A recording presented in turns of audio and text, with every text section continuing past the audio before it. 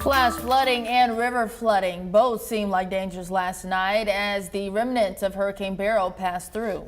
Put areas typically prone to flooding on edge. We're talking places like Conway, where 5 years ago the Lollie Levee breached during the historic 2019 floods. THV 11's Ashley Godwin returned there today and shows us how it's been repaired to withstand nights like last night.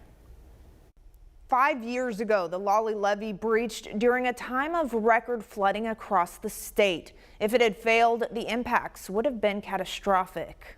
I mean, without that levee, I don't know what kind of condition the city of Conway would have been in after 19. It would just been a devastating loss if this levee hadn't been there. In 2019, the Arkansas River saw a rapid increase of water levels, seeing record floods across the state. Not just water coming down the Arkansas River, but all of this sort of outpouring of anxiety, right? Everybody knew what was coming. But what they didn't see coming, the then 90-year-old Lollie Levee breaching.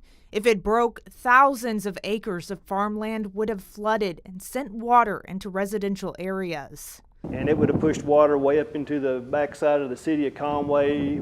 Walmart 5 or 6 miles away here would have been knee-deep in water. Thankfully, when officials got to the breach, only 5 gallons of water had escaped. Now the levee has been repaired with continual maintenance to make sure it's in tip-top shape. Replacing culverts and storm drains and flap gates that are on the river that drains the water through the levee. So when storm events like Beryl happen, the Lollie Levee is ready. And a lot of the work that the levee board does out here, it's nice to know that, that they're quietly working behind the scenes, and should something happen that might or may be catastrophic, that we've got our bases covered. In Conway, Ashley Godwin, THV 11 News. Ashley, thank you. Now, in the end, last night's rain brought flooding to smaller creeks and streams, but big waterways like the Arkansas River, they remain well below flood stage.